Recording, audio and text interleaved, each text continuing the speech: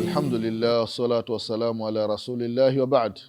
Ndugu zangu katika imani, baada ya kumshukuru Allah na kuzitaka swala na salam zimwendee Nabii Muhammadin sallallahu alayhi wasallama pamoja na ahli zake na masahaba wake na waislamu wote kwa ujumla watakaofuata mwenendo wake hadi siku ya mwisho, na kuhusieni pamoja na kuihusia nafsi yangu katika swala la kumcha Allah tabarak wa taala. Tunaendelea na kipindi chetu cha Qanadil kuhusiana na nuru na mwanga unaopatikana ndani ya taa, mwanga ambao unakuangazia wakati wa kiza, mwanga ambao utakusaidia wakati wa matatizo, ni mwanga ambao ni wa swala. Ndugu zangu katika imani, swala ina vipengele vingi. Kwa leo tutagusia miongoni mwa vipengele vya swala kipengele cha, kuna kitu wanaita ghur almuhajjalina min athari aludhu. Kuna nuru, kuna weupe ambao unapatikana katika viungo vya wale wanaofanya ibada. Hapa duniani unamuona yule mwenye kuswali yupo kawaida, lakini siku ya kiyama wale ambao walikuwa wanafanya ibada katika maeneo, katika miili yao patakuwa kuna nuru. Ndugu zangu katika imani, Allahu akbar. Na hiyo nuru imezalika kutokana na ibada ya udhu, ibada ya kutawadha. Ili ufanye ibada ya swala yatakiwa utawadhe. Allahu akbar, Allahu akbar. Na katika hadithi ya Abu Huraira radhiyallahu anhu wardah, hadithi ambayo kaipokea Imamu al-Bukhari na Imamu Muslim, anasema Mtume sallallahu alayhi wasallam ya kwamba inna ummati yud'auna yawma al-qiyama ghurran muhajjalina min athari al-udhu. Ummati Muhammad sallallahu alayhi wasallam utakuja siku ya kiyama, utaletwa siku ya kiyama ukiwa na weupe, ukiwa na nuru katika maeneo ya udhu. Zile sehemu ambazo zilikuwa zinashika udhu, sehemu ambazo zilikuwa zinashika maji wakati wa kutawadha, zitakuwa na nuru siku ya kiyama. Unaweka maji kwenye vitanga vyako, unaosha vitanga, umeweka maji mdomoni ukapandisha puani, umeosha uso, umeosha mkono wa kuume ukaosha mkono wa kushoto, umepaka maji kichwani, umepaka maji masikioni, umeosha miguu. Hizi sehemu hizi, ndugu zangu katika imani, zitakuwa na nuru, zitakuwa na weupe wa ajabu siku ya kiyama. Na ghurra muhajjal asili yake ni ule weupe ambao unapatikana katika wanyama. Mfano farasi anakuwa na rangi nyeupe, anakuwa na baka leupe, lile baka halitoki hadi kufa kwake, baka halitoki. Vile vile wale ambao wana tabia ya kutawadha hapa duniani, siku ya kiyama watakuwa na weupe, watakuwa na nuru. Ile nuru imepatikana ni kwa sababu ya kutawadha, ndugu zangu katika imani. Na ukiwa unaswali sana hapa duniani, weupe wako utakuwa unang'aa sana kesho akhira. Tunamwomba Allah subhanahu wa ta'ala awajalie wale wote wanaofanya ibada za kutawadha viungo vyao viwe na nuru siku ya kiyama. Ndugu zangu katika imani, ukiangalia hadithi ya Uthman ibn Affan radhiyallahu anhu wardah, hadithi ambayo kaipokea Imamu al-Bukhari na al-Imamu Muslim kuhusiana na habari za kutawadha. Katika kushika udhu, fahamu ya kwamba madhambi yanaondolewa. Uthman ibn Affan radhiyallahu anhu siku moja aliitisha chombo ambacho ndani yake mna maji, akatawadha.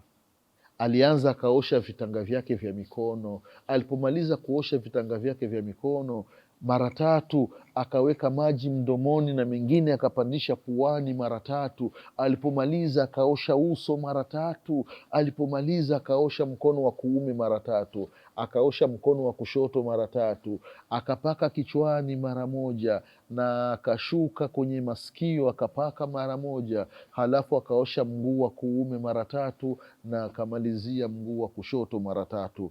Baada ya kumaliza kutawadha, akawaambia watu waliokuwa wakimzunguka ya kwamba raaitu rasulallahi sallallahu alaihi wasallama tawaddaa nahwa udhui hadha, nashuhudia ya kwamba nilimuona Mtume Muhammadin sallallahu alaihi wasallama akitawadha kama udhu niliotawadha. Kwa maana alipokea kutoka kwa Mtume Muhammadin sallallahu alaihi wasallama, kisha akasema ya kwamba amesema Mtume sallallahu alaihi wasallama, yule atakayetawadha udhu kama huu kisha akaswali rakaa mbili tu, Allah subhanahu wa ta'ala anamfutia madhambi yake. Ghufira lahu ma taqaddama min dhanbi, Allah anamfutia madhambi yake yaliyotangulia. Kwa hiyo ndugu zangu katika imani, katika kipengele cha udhu ni sababu ya mtu kufutiwa madhambi. Na hapa duniani watu wanafanya mengi. Mtu anatoa sadaka, anataraji nini? Allah amsamehe makosa yake. Watu wanakwenda hija, wanatafuta nini? Wanatafuta msamaha wa Allah subhanahu wa ta'ala. Wenye kutoa zaka, wanatoa zaka, Allah wasamehe kutokana na mapungufu aliyokuwa nayo. Wenye kuwasaidia wasiojiweza na mfano wake, mambo mbalimbali ya kheri ambayo mwanadamu anayafanya, lengo kubwa ni Allah subhanahu wa ta'ala amsamehe madhambi yake. Sasa na Allah subhanahu wa ta'ala kaweka msamaha kupitia udhu, kutawadha. Ndugu zangu katika imani, Allahu akbar. Na katika udhu tulia ndugu yangu Muislamu, katika udhu acha haraka, acha papara. Inafikia baadhi ya watu kutokana na haraka, amekunja nguo yake wakati wa kutawadha, maeneo ya nyuma huku maji hayafiki vizuri, anaenda kuswali. Swala itakubaliwa vipi hali ya kuwa udhu haujakamilika?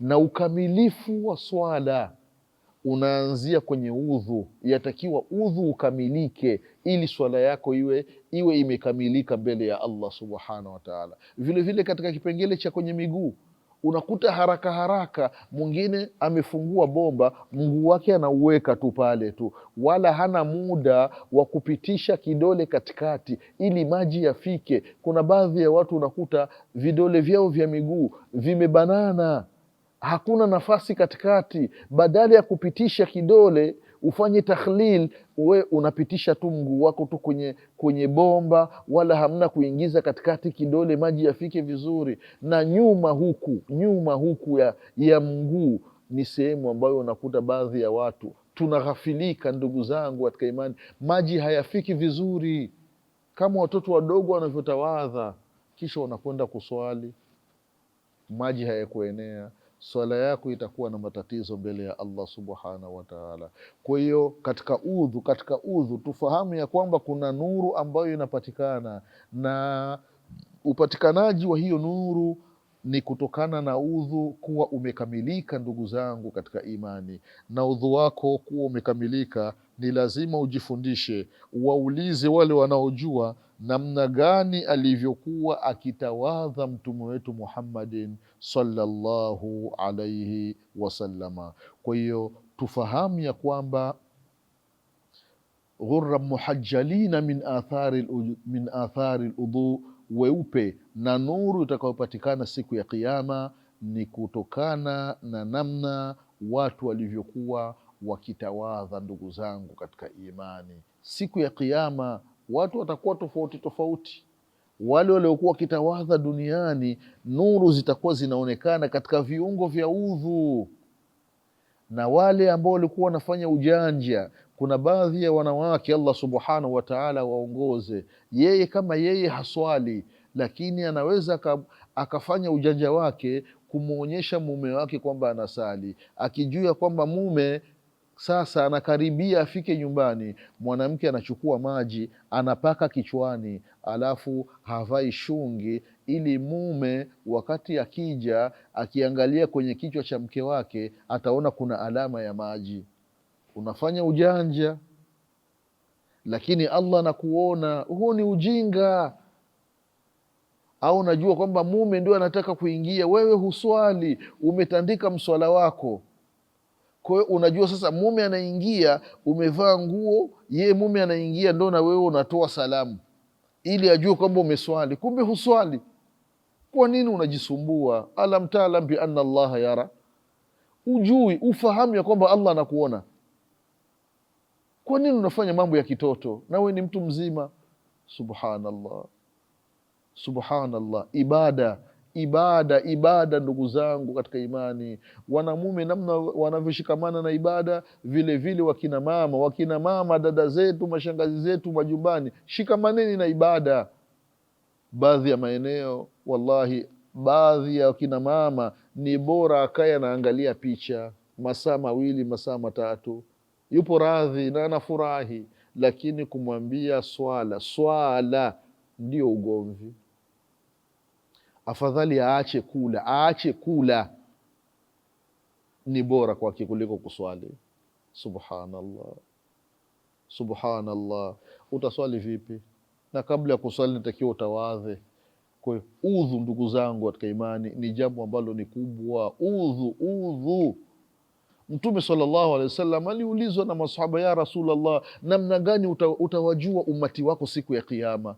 Watakuwa ni wengi na watu wako wengi, binadamu wanafanana. Akawambia, alama yangu ni hii ya udhu. Alama ya ummati Muhammadin sallallahu alaihi wasallam ni udhu. Nuru zitakazopatikana katika viungo vya udhu. Ukitaka ujulikanwe katika ummati Muhammadin sallallahu alaihi wasallam, jitahidi ndugu yangu, wewe unatawadha. Tawadha na uswali, fanya ibada. Tunamwomba Allah subhanahu wa ta'ala biasmaihi lhusna wa sifati lula atudumishe ndugu zangu katika imani, tuwe tunatawadha kama alivyotufundisha Mtume Muhammadin sallallahu alaihi wasallama. Pia tunamwomba Allah subhanahu wa ta'ala atudumishe katika ibada, na Allah subhanahu wa ta'ala atufishe tukiwa ndani ya ibada. Tunamwomba Allah subhanahu wa ta'ala situnyime nuru ambazo zitapatikana siku ya Kiyama kwa wale waliokuwa kitawadha duniani. Tunamwomba Allah subhanahu wa ta'ala atudumishe katika ibada, na Allah atufishe tukiwa ndani ya ibada, na Allah atufufue siku ya Kiyama tukiwa katika kundi la wafanya ibada. Kwa haya machache ninasema subhanakallahumma wa bihamdik, ashhadu an la ilaha illa anta, astaghfiruka wa atubu ilaik. Subhana rabbika rabbil izzati amma yasifun, wa salamun ala al-mursalin, walhamdulillahi rabbil alamin. Wassalamu alaikum wa rahmatullahi wa barakatuh.